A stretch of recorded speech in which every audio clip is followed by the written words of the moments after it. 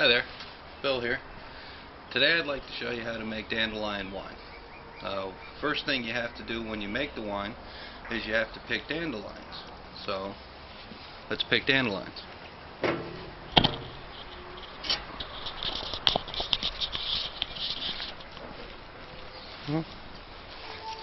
As you can see in my backyard, they're beautiful dandelions. Now, you're going to want to pick the biggest ones because we have to pick a lot. What I do is I just grab them like so, pull the heads off, and throw them in the bowl. And I will continue to do this until the bowl is full, and I'll fill the bowl 3 times. And then we move on to the next step.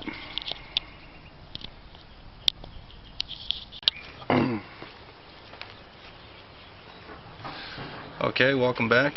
Once we have all of our dandelions picked, now we have to take the yellow flowers off of the green base.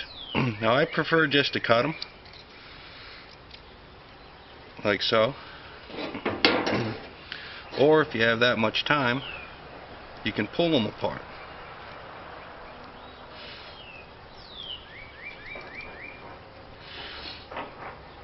And what you end up with is just the flowers. Alright, now as I said before, I would fill this entire bowl to the top 3 times.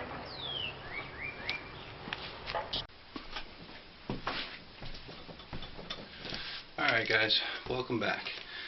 What we've done so far is we've picked a whole lot of dandelions.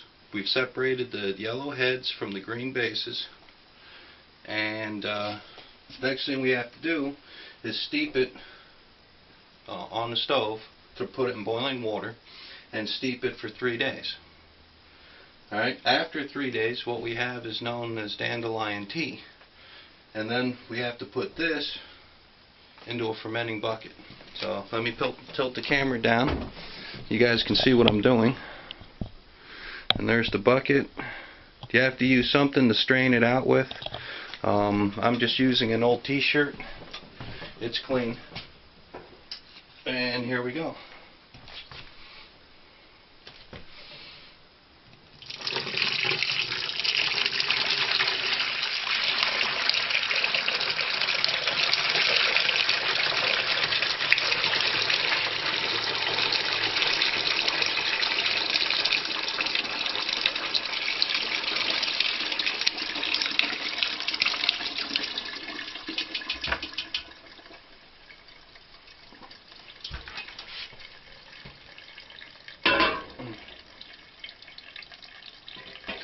We'll let that drain off for a second, and while it's draining, I'm going to show you some of the other things that you need. So I'll just tilt right back up.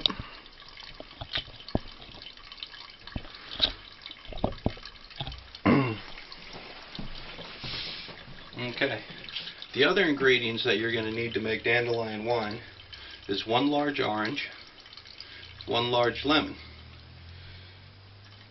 and we'll cut them up and use the juice. And I've got this little thing here because I'm going to take some of the coating off the orange. I forget what it's called right now, but it doesn't matter. So we'll cut the lemon in half.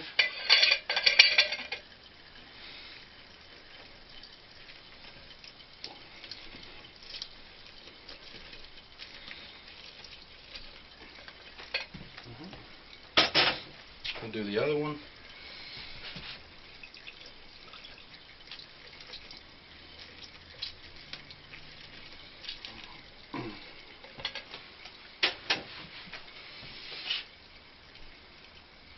And we'll do the orange.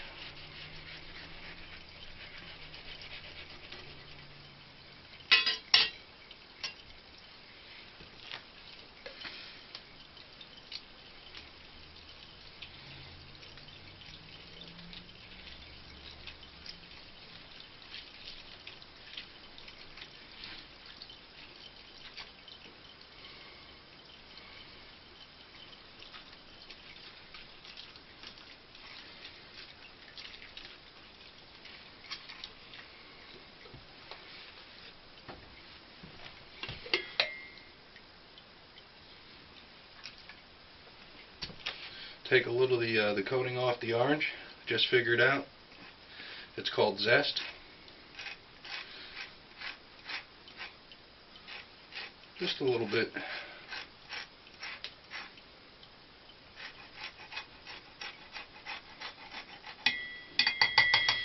Alright. And we'll juice the second half of the orange.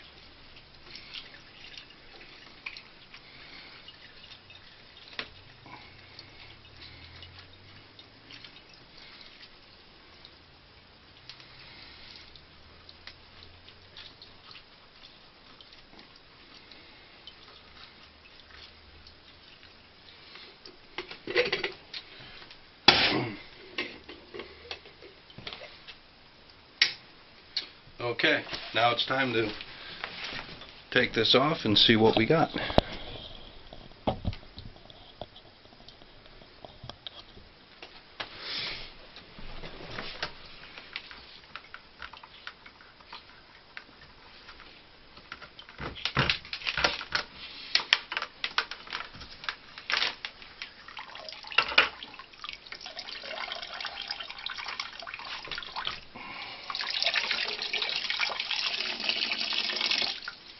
Squeeze out the rest of the juices.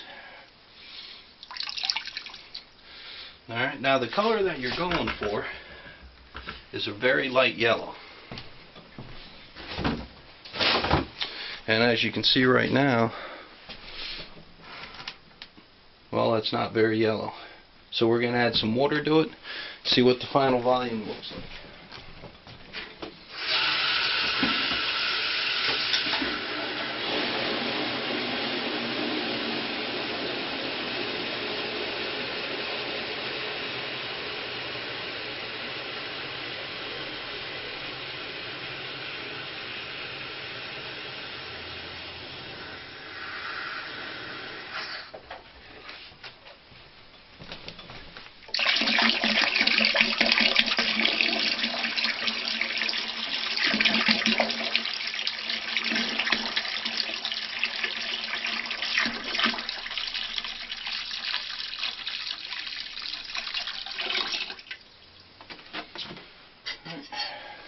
And we'll just check the color.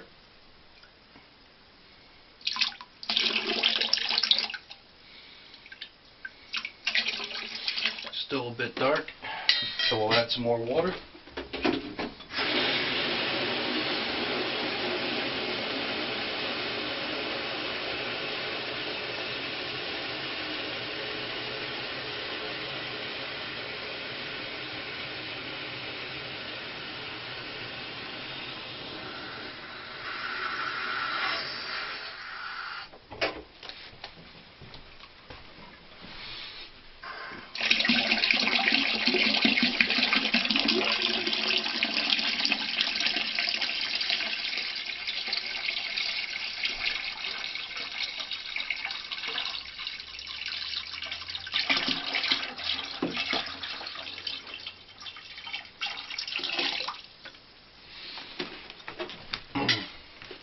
Check the color again. Oh, can you guys see that? It's a nice yellow.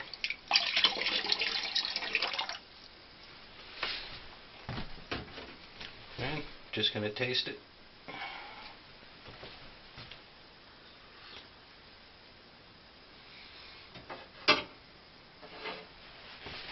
Okay. Take a quick temperature reading. In order to pitch your yeast, temperature has to be between 70 and 80 degrees, and right now it's sitting at about 100 degrees. So what I'm going to do now is I'm going to pitch my yeast nutrient.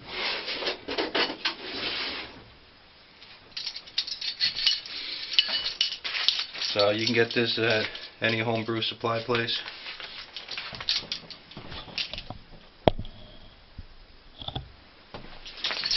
And the instructions say 1 teaspoon per gallon, and we have just about 4 gallons, so we'll use 4 teaspoons.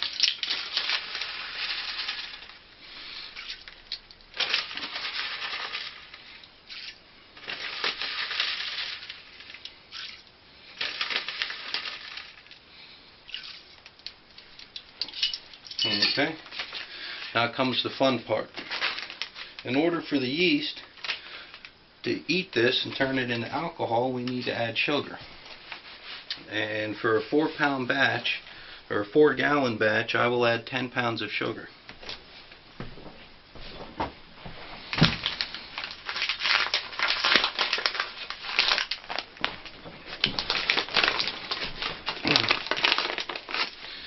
You can find calculators online.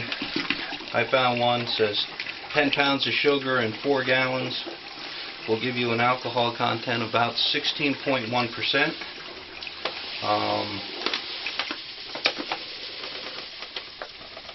So that's what we've got. I also have a hydrometer over here to check the specific gravity right before I throw in the yeast. And now that the sugar is added, just give it a good stir. Make sure everything is dissolved.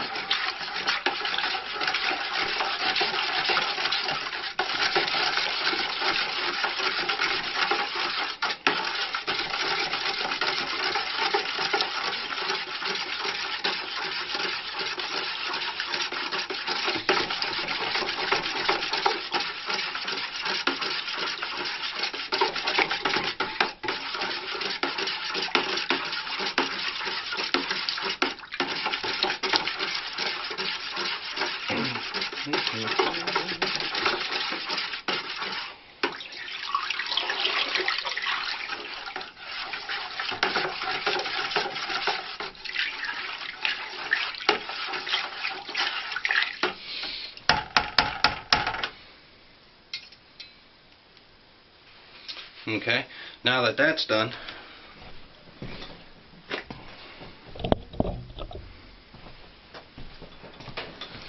okay, and it's all done. If the wash, or the must, I'm sorry, it's called must now. If the must was cooled down to between 70 and 80 degrees, then we would pitch our wine yeast on top of it, and then I would let it sit covered with an airlock for 5 or 6 days, and after 5 or 6 days I would siphon or rack it into a secondary carboy and leave it sit for another 30, maybe 40 days, and then I would rack it into a third carboy, let it sit for an additional month, then sterilize it with potassium metabisulfite, stabilize it with potassium sorbate, and then you're all ready to bottle. Thanks for watching the video. When I do the racking and the bottling, I'll make I'll make more videos, show you guys how I do that. And if you like it, thumbs up. If you don't like it, well, sorry. Have a great day, guys. Take care.